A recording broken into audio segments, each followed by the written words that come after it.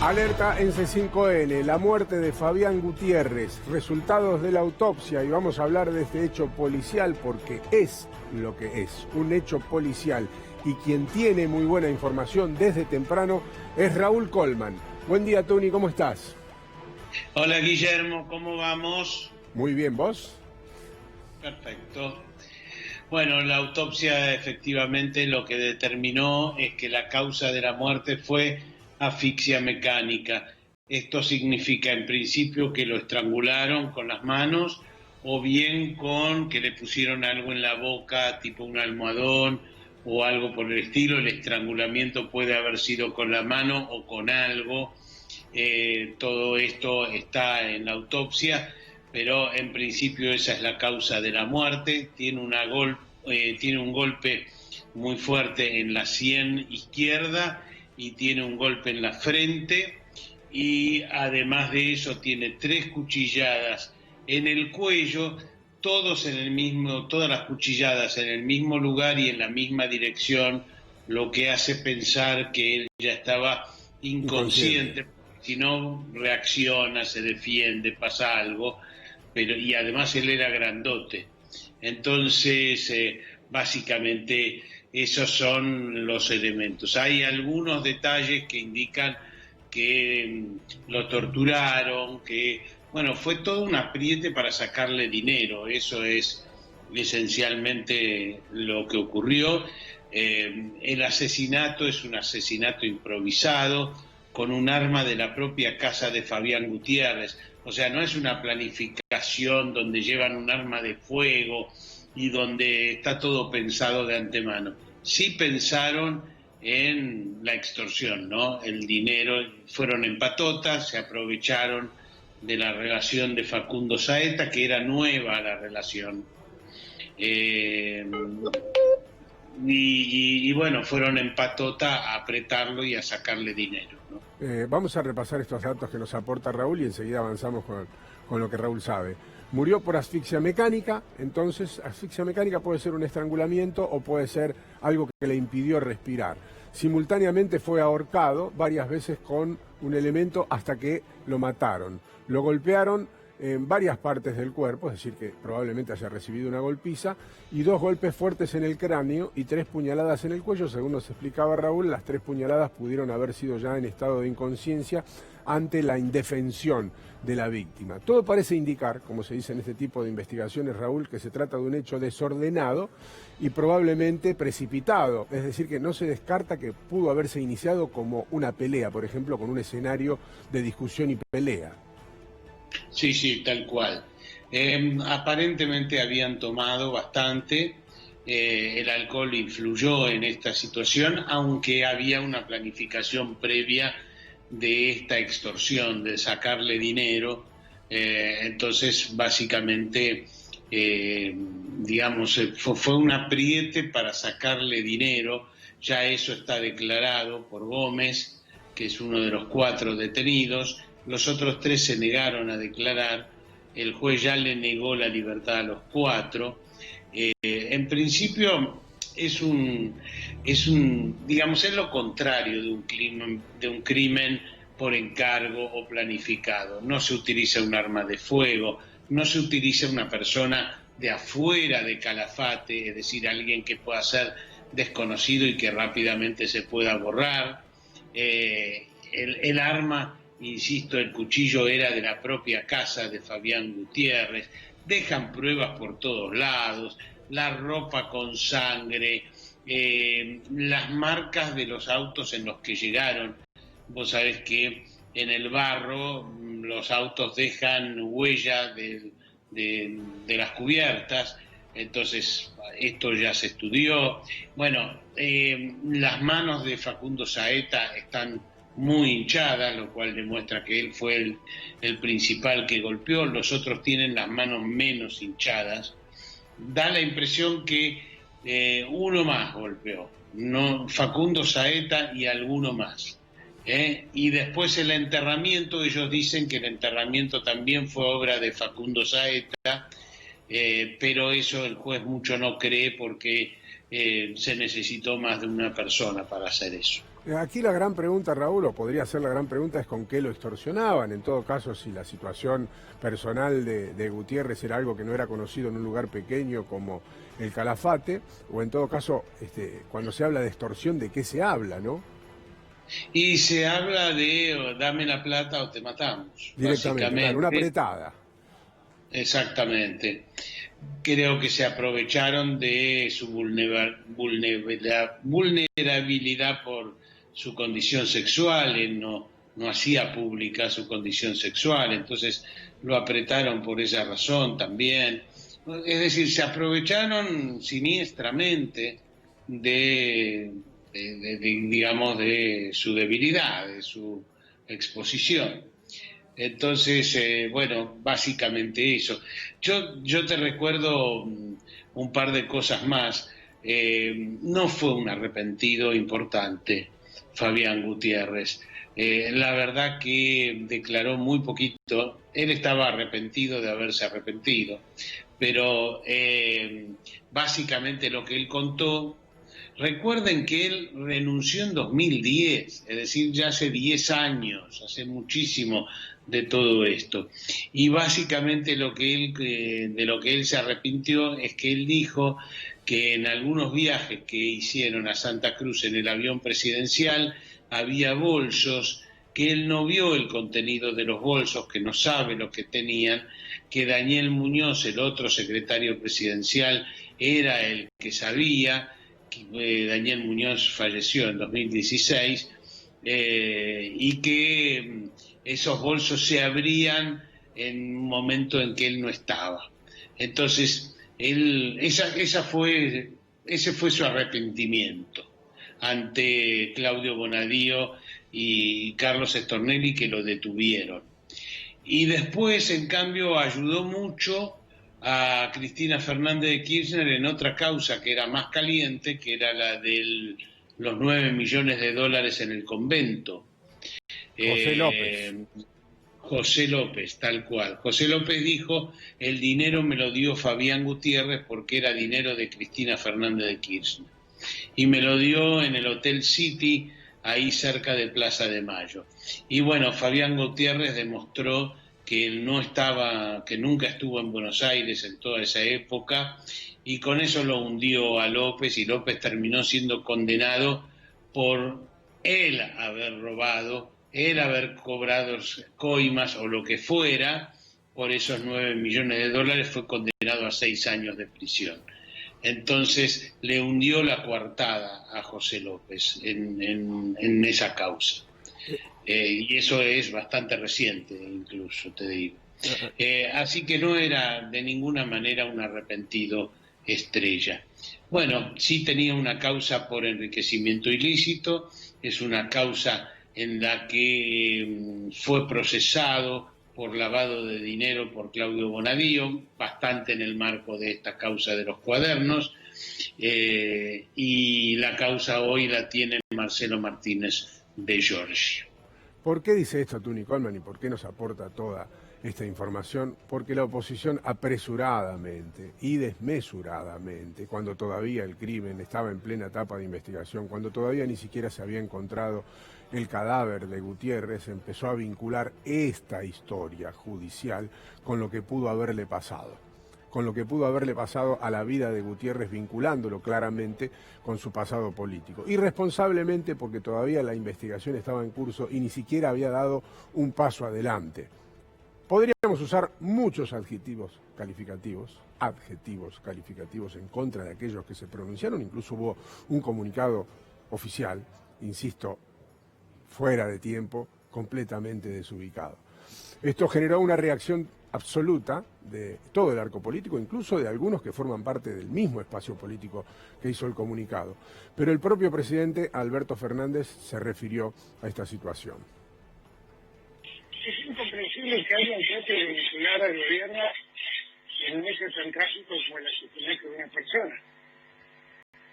Dicen que tuvo otros móviles en su muerte. Es el aprovechamiento de la muerte para tratar de reinstalar un tema es la verdad, de una miserabilidad absoluta, absoluta. Yo, por supuesto, todos queremos saber qué pasó con Fabián Gutiérrez, quién nos mató, cuáles fueron los móviles, pero insinuar, solamente insinuar, que eso ocurrió por motivo de la causa que se conoce como la causa de los Palermos y que el gobierno puede estar involucrado en eso, es realmente una actitud tan miserable que es difícil de entender, es muy difícil de entender.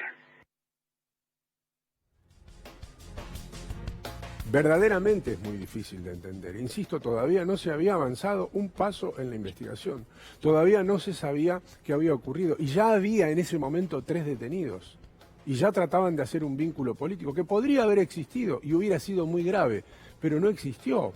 No se esperó ni el tiempo prudencial mínimo para esgrimir una opinión sobre semejante acontecimiento. Decíamos, personas del mismo espacio político han estado en contra del comunicado, y si no, escuchen lo que dijo Nicolás Massot.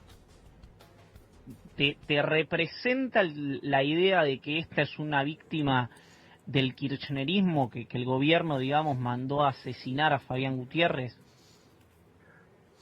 No me representa esa idea, pero debo declarar que no es lo que al menos yo entendí el comunicado. El comunicado lo que más nítidamente plantea, que tiene que ver con el desprestigio, si querés, o la falta de credibilidad, y que en todo caso está en su derecho cualquier espacio político de declararlo, es respecto de la pertinencia o la oportunidad de modificar los funcionarios actuantes en la causa.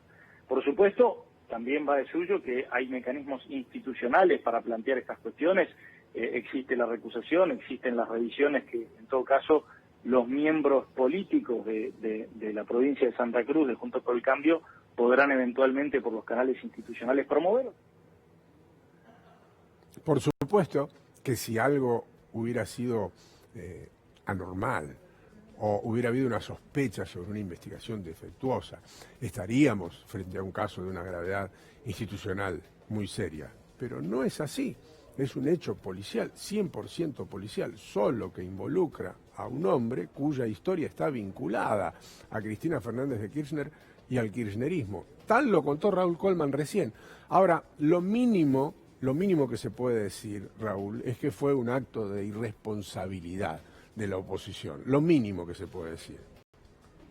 No, yo estoy totalmente de acuerdo, Guillermo. Hay que, en lugar de esperar, ver cómo evoluciona la investigación, ver si hay dudas, ver si hay elementos confusos, algo por el estilo, salen en menos de 24 horas a decir esto es institucional, tirando sospechas. La verdad que no corresponde para nada, muy, muy grave. En el gobierno porteño dicen que a ellos no les consultaron, que ellos no están de acuerdo, pero no han salido todavía públicamente a marcar diferencias. Sabés que todo esto no resulta fácil establecer, pero me parece que sí que se está cada vez más claramente estableciendo diferencias entre los sectores, para mí un poco más razonables, de Juntos por el Cambio. Lo acabamos de escuchar a Massot, Monzó, me parece que Horacio Rodríguez Larreta, Martín Lustó, Jorge Macri, frente a los referentes más duros, que son Patricia Bullrich, Cornejo, diría el propio Macri, ¿no? Ahora, fíjense que Massot, que fue diputado, ahora es el presidente del Banco Ciudad. Uno podría vincularlo más a Horacio Rodríguez Larreta o al PRO de la Ciudad de Buenos Aires, y claramente se ha mostrado más moderado, solo para citar un dato más al análisis que hacías recién, Raúl. Ahora, volviendo al hecho policial, que es en este caso lo que le pasó a Fabián Gutiérrez, lamentablemente lo que le costó la vida. Saeta tenía un antecedente en Río Gallegos de una detención por drogas, por tenencia de drogas. ¿Creen los investigadores que pudo haber drogas también en esta historia? Sí, creen eso, efectivamente. Creen, entre otras cosas, porque piensan que para maniatar a Fabián Gutiérrez debió estar o ya habiendo consumido alcohol o algún estupefaciente. Después creen que estos muchachos buscaron dinero para eso, Facundo Saeta esencialmente. Facundo Saeta fue detenido, como vos decís, en octubre con 48 pastillas de LSD y marihuana. En el allanamiento se encontró una plantación de marihuana. O sea, están en ese mundo de la noche, del alcohol y del consumo de drogas. No eran jóvenes de condición humilde, eran jóvenes de clase media, es decir, que no tenían, digamos, marginalidad desde el punto de vista... No, incluso son de familias muy conocidas en el Calafate y en Río Gallegos, ¿no? De toda la vida, muy conocidas, de muy buen estatus social. Exactamente. Ahora, fíjate, Raúl, Eso ese es otro elemento que te muestra claramente que no tienen el perfil de un killer, un sicario contratado para un crimen. Nada que ver todo este crimen con algo planificado. Bueno, de hecho, Facundo Saeta es nieto de un conocidísimo escribano del Calafate, un escribano de toda la vida, un hombre muy representativo de la sociedad, y por eso allí ha generado una conmoción enorme el crimen de Fabián Gutiérrez por quiénes son los protagonistas, por quién es la víctima y quiénes son los victimarios. Ahora, lo que pudo haber pasado, Raúl, esto probablemente sea parte todavía de esta investigación primaria, es que la cita la haya concretado Gutiérrez con Saeta y que Saeta haya aparecido con más personas a la casa de Gutiérrez, ¿no? Así se pudo haber iniciado esta situación. Exactamente. Todo indica que además se contactaron por una de estas aplicaciones, ¿no? Da la impresión. Eso es lo que dicen. Se estaban conociendo en realidad. Es decir, no es que era una relación con muchos meses o algo por el estilo. Pero a algunos le había comentado Gutiérrez de que quería pasar el fin de semana con Facundo Saeta. Es decir, que él tenía ese encuentro previsto. Y bueno, efectivamente, como decís, apareció con los otros tres, diría, bastante a la madrugada, ¿sí? Y los celulares van a ser claves, ¿no? Porque hoy en día son parte vital de una investigación para establecer los contactos, la antigüedad de esa vinculación y en todo caso en qué habían quedado y en qué quedaron también Saeta y sus amigos en la misma noche. Los celulares van a demostrar si hubo comunicaciones, a qué hora se produjeron las comunicaciones y si hay chats y no se borraron también qué se dijeron, ¿no? O sea, ¿cuál es el grado de planificación? Mi amigo, el criminalista Raúl Torre, efectivamente clasifica estos homicidios como vos dijiste al principio, es un homicidio desordenado. Por lo tanto, hay pruebas por todos lados, ropa ensangrentada, cámaras de seguridad, las llantas, las huellas de las cubiertas, huellas dactilares en el lugar. O sea, hay prueba, las manos de Facundo Saeta, que están hinchadas, rasguñones que tiene Facundo Saeta. Seguro que en el cuerpo de Fabián Gutiérrez quedaron elementos genéticos de Facundo Saeta. Es decir, vas a encontrar pruebas por todos lados, no tiene la menor planificación esto. Entonces, vas a tener, el propio juez dice, hay prueba más que suficiente, ya tengo prueba más que suficiente. Sin duda que dejaron rastros por todos lados. Raúl, gracias por la información, muy precisa como siempre. Por favor. Como ustedes verán, el tiempo termina demostrando de qué se trata, o sea, qué es el hecho en cuestión, que es muy doloroso, muy terrible, más allá de quiénes son los protagonistas o de la carga de odio que pueda tener uno u otro por su exposición política en su momento o por haber formado parte de una causa judicial. E insisto, si hubiera habido algún vínculo, claramente estaríamos ante una situación muy seria, institucionalmente muy seria, pero no se tomaron, digo la oposición, no se tomó el tiempo prudencial prudencial, mínimo, para establecer una opinión que valiera la pena. Y lo único que hace es descalificarla.